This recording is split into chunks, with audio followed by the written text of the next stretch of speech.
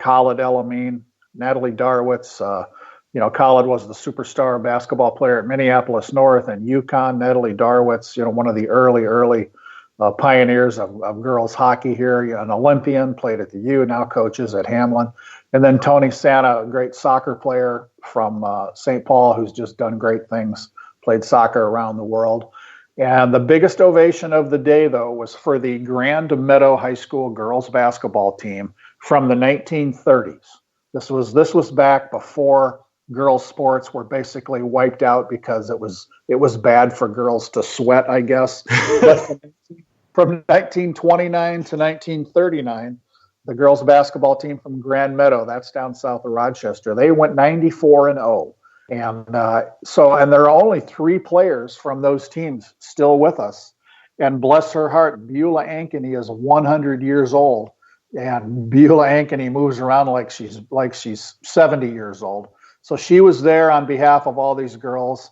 And we do kind of short videos of each inductee. And Beulah's, she's talking about how sad it was when they made them stop playing basketball. And according to Beulah, the reason was physical exercise was bad for the female reproductive system, to which Beulah then added, and I had 6 kids. Yeah. So it couldn't have been too bad. But there was a great little quiet moment before the thing started, before people were allowed in the ballroom. The inductees were all gathered together for a photo. And Beulah Ankeny was sitting in a chair, and Khalid El-Amin was right behind her. And here's Khalid helping Beulah get out of her chair and get going. And it was really neat. They kind of had a little moment there. And that really says something about somebody who played basketball in the 1930s and the great Khalid El-Amin kind of being buddies there at the Hall of Fame. So it was a great time. It was a great big crowd and really a fun event, a nice lunch, and then induction of all these. Dave Lee from WCCO. We all know Dave. He's always our master of ceremonies. And really a good time. So congratulations to all the new Hall of Famers. Great stuff. And, of course, I laughed when you said they made women stop playing because they were worried about them sweating or reproducing. I mean, I laugh because of the ridiculousness, not because it's funny. It's actually really sad and disgusting. But thank God we're a little bit past at least that. We are. And, I've talked about this before. I grew up in Iowa where they never stopped girls' sports. They have a great history of girls' high school athletics. And when I was a kid, the biggest sporting event on the high school landscape was the girls' state basketball tournament. That was bigger than the boys. And that was the old 6-on-6 where basically nobody crossed the center line. And, teams would easily score 100 points. The good teams would always score 100. Some of these phenomenal individuals would average 50 and 60 points. It was just a fun game to watch. So I don't know why they never killed girls' sports in Iowa. I'm sure glad they didn't. But I grew up, and, I didn't know anything different. Girls were certainly the equal, if not the better, of the male athletes when I was a kid. Yeah, no question. Hey, want to thank Brandon Morton, our longtime producer. Also want to thank Bitesquad. Bitesquad sponsors the entire network. And we have a deal. If your first delivery fee will be waived if you use the promo code TALKNORTH, all one word, uppercase, TALKNORTH. That'll work once. After that, I would go to bitesquad.com, look for whatever deals they have in your area, look for the restaurants they have in your area, and the member-only deal where if you sign, I think it's $5.99 a month, you get free deliveries for that month, any place from within 4 miles. That especially works great if you live in one of the cities or in a big suburb with good restaurants. You can just order anywhere from anywhere you want. Morning, noon, night, home or office. Thanks again to Bitesquad. And the easiest way to do it is to upload your information to Bitesquad's app and just use the app. Works great. Let's go with the nickname of the week. Yeah, this one's good, Jim. This is from the world of robotics. There was a tweet from Monticello High School about their robotics team. So it's Monticello. Okay, cut that word in half, Monty. And of course, the robotics team, they're the Monty Pythons. And if you're not old enough to get that, I feel sorry for you.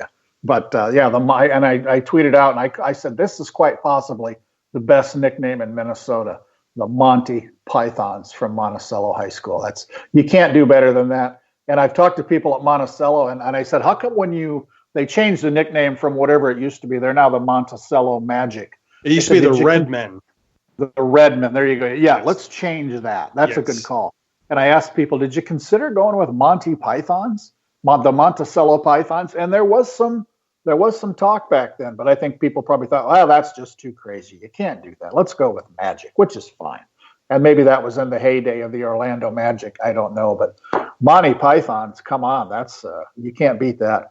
The Monty Pythons would be perfect because, the problem with Magic is it's singular, and I'm completely against singular mascots and nicknames. And don't get us started on the Wild. Yeah, the Wild is one of the worst names in sports. I think that summarizes it. All right, let's go to inspiration of the week.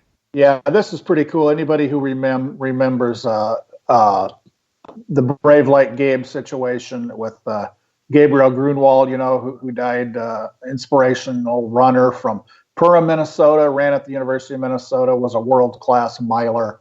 And up in Perham, they had a cross-country meet this fall, the first annual Brave Like Gabe Invitational. I was invited to come up. I wish I could have made it. I'm hoping to make it here maybe next year.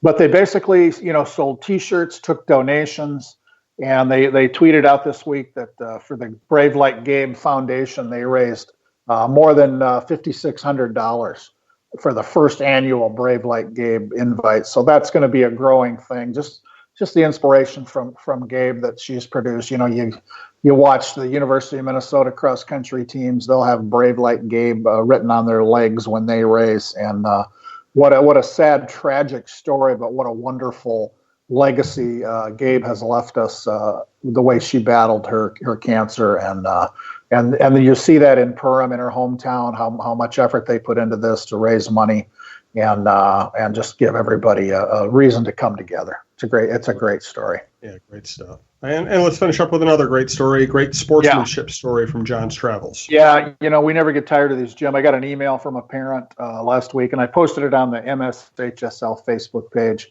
It's really fabulous. It's from Leah Jacobson. She's a volleyball parent at Rushford-Peterson down in southern Minnesota. So she wrote, there are only 2 seniors on our Rushford-Peterson volleyball team. We celebrated our seniors at our final regular season home game, and then they traveled to Southland High School for the final regular season game, which was Southland senior night. And Southland has 8 seniors on their team. So you go through the ceremony, there's a little, the PA person talks a little bit about each team. They're all introduced. And after that was all done, Southland had gifts for the 2 seniors from Rushford-Peterson, the visiting team. And Leah wrote, my daughter and her teammate were certainly surprised to be recognized at an opponent's school. That's really neat, stuff like that. And we're seeing that more and more. We're realizing that, these games are fantastic, and everybody wants to come out on top, but there's more to it.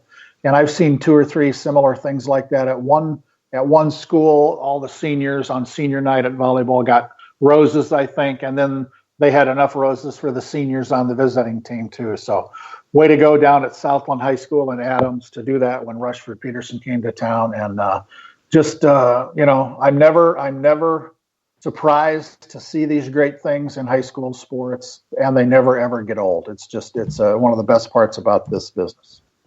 I have a lot of co-hosts I'm proud to work with on the network. Roy Smalley, Cheryl Reeve, John Krasinski, Michael Russo, Jeff Diamond. We've got great people.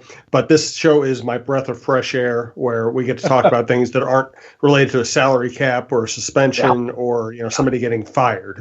Although we do get into those issues when the time is appropriate. But a lot of our stories are uplifting stories. You bet. Yeah, the biggest controversy we had this week was, hey, should they play high school soccer at Allianz Field? Yeah, we're doing okay. Yeah, absolutely. So great stuff from John. As always, again, follow us at Talk North Pod. Thanks again to Brandon, and we will talk to you next week.